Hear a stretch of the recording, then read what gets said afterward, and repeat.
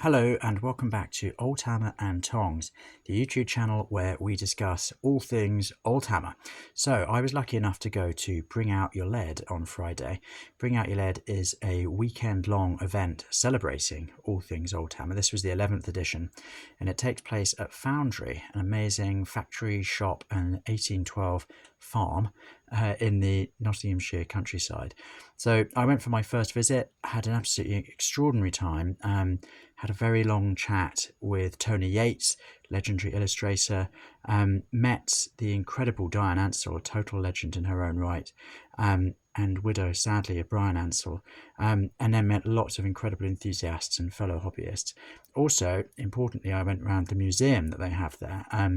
Brian Ansell, when he left Games Workshop, as part of his buyout deal, was allowed to keep lots of the painted miniatures that had been featured on the box of Hero Quest and in White Dwarf, and they're all there to be seen and enjoyed.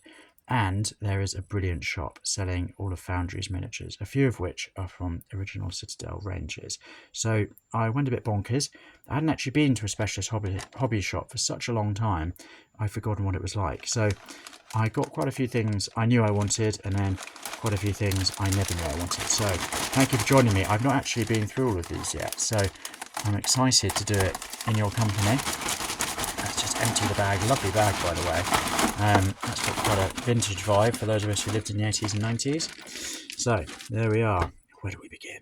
So I think what we'll do is we'll start with one of these. So Mike Tong is a legendary sculptor who sculpts a lot of his own Oldhammer style miniatures, and also I believe has got licenses to do some of the early original 80s collections for various games that ran alongside Warhammer and Warhammer 40k, and he just gave me some of these wonderful figures. Look at this.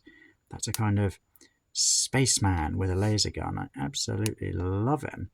That is brilliant. So do have a look at bmt3d.com because he's got loads of brilliant stuff there. And this is great. I had a really nice long chat with Mike, and he was a really, really lovely guy. He also gave me this. Now, let's get some focus on there. You can see it just about through the plastic. So this is a really early sculpt of a Space Marine. Let's take it out actually if we can. And he's got that real kind of rogue Space Marine era look about him. From the Rogue Trader book, you may remember there are some illustrations of some rogue Space Marines. And this guy looks like one of them, sitting in the corner of a pub in his power armor, being pretty threatening. Oh, there we go. Look at that. That is so cool. Look at that early bolter and that visor. And then that badass shoulder pad. Yeah, this guy's got style. Look at that. Absolutely superb. So very, very pleased about that. Thank you so much, Mike Tong. Do go and check out his site. And then here's some of the bits that I bought at Foundry. So Foundry make lots and lots of brilliant historical figures, and they also have a sister company, Warmonger Miniatures, that does fantasy. And this is really the spirit of Oldhammer captured right here, this orc drummer. I was mainly focused on orcs and goblins because I'm collecting a Bad Moon army for next year's Old World Army Challenge, and I want it to have a really old look to it, including, you know, people armed with spears, etc. So I think he will be a fabulous musician for that army. They do these Orklings, which are basically Snotlings, and these two Desperados are just superb. They'll fit in very nicely with the freebooters I'm planning. Look at all the character and detail. Look at those feathers. Just absolutely brilliant. Ooh, what awaits us in here? Oh, Otto Groinsplitter. I mean, he's going to make a brilliant weird boy. Of course, Bad Moons do have a higher proportion of weird boys than other orc clans, so that's lucky because I love them. But he looks very menacing, doesn't he? Clown shoes, chainsword, and honk honk hooter. So who have we got here? Oh, this is a heavy one. Oh, this is the medieval foot knights. So I hadn't planned to get these. Didn't really know that I needed them in my life until I saw them, and I just thought, oh my god, I need them. Because I love knights. Who doesn't love knights? And these are superb. These are Perry sculpts. I think they were made specifically for Foundry rather than Citadel, but correct me if I'm wrong. Do make a comment. And they just look so awesome. Look at this guy. Yeah. And this one, Victory Yells. These helms are just superb. I'm really excited about painting them. And maybe one day I will devise a special game to play them with. Watch this space. Oh, that's a nice light one. That's another cute little Orkling. So that's a Snotling to try and my Bad Moon Horde. So we can look at that one last, because that one's got a special surprise for us. But here we've got, oh, look at this Orkling. He has what looks like a scroll. That's right. It's a scroll which he's unrolling. He's obviously a literate Orkling, Snotling. Thanks for that. Oh my god, this guy is absolutely huge. So he is an ogre desperado. So they make this line of orc ogres, which will fit in very nicely with my Bad Moons and my freebooters. And look at him. Look at all that detail. That gun is absolutely immense. He's got these shells here. He's got a flintlock pistol, cleaver, a horn. I mean, you would not want to muck around with this guy, would you? And he will be so much fun to paint. Cannot wait. Oh, on the other end of the weight spectrum, here's an Orkling with a telescope. Look at him go. So he'll fit in very nicely. Might fire him off in a shock attack gun. Here's an Orkling looking in a mirror. Bless. So he's actually caught an Orkling admirer because he's looking in a mirror. That's very sweet. Again, he'll fit in nicely with my freebooters, I think. And then here we've got, oh, what have we got? Another Orkling Desperado. Look, oh my god, there's just so much detail. So yep, he'll be joining the freebooters. Oh, now this is a nice heavy one. This is Koroneth and Siege Orcobus crew. So what you can see here is we've got this huge orc who's got this massive Orcobus, a kind of early sniper rifle. And it's so long that he needs a group of Snotlings to hold it up for him. And this fellow with a ramrod. So he is going to be joining up with the freebooters and providing a bit of long range sniper action, picking off the opposition's leaders.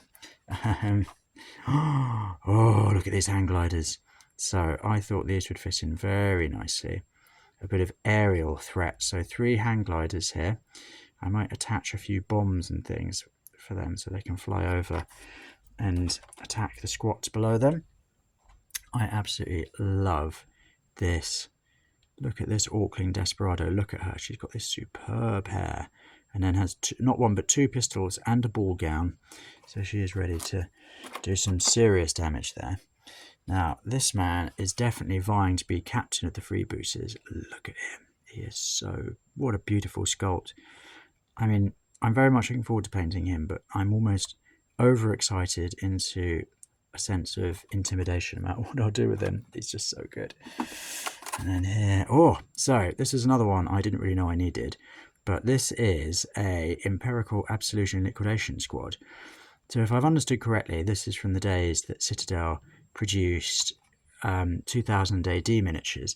There seems to be some complication with them not being able to now release all of the models in that range, but for some reason these ones you can still get, and they are just gorgeous. I think they will make very nice Adaptus Arbites or Imperial Agents within the Imperial Guard army that I'm planning for 2 or 3 OWACs down the road. Just could not resist them. So then also big shout out to hobby hero Curtis of Ramshackle Games. Curtis is running a huge game there, Hell's Reach, which he does every year, where it's just massive. It's a big sort of Necromunda style game with loads of warbands. Everyone gets involved. It's silly and loud and brilliant. But he was also being very friendly and giving away these. So these are sort of offcuts that he made with an old resin that he wasn't going to be using anymore, and he was just giving them away. So I think they will fit in very nicely with future sort of scenery and modelling projects. I thought this fellow was great. He looked quite menacing, almost like a sort of evil ice hockey player. So it'll be lots of fun. And here's another one. He looks like a sort of a goblin with a purpose, doesn't he? Looks like Lord of the Rings goblin, really. Oh, he's holding a frog. Wow. I mean, I love goblins and I love frogs, so that is great. Now, I've saved this until last, because here we have an Orkling with a scroll. But here, tucked into the back, we have the official Bring Out Your Lead miniature. So every year, when you attend Bring Out Your Lead, you get a free miniature sculptured specially for the occasion, complete one-off. And this year, not sure if you can see the detail there, but it is a dedication to Brian Ansell.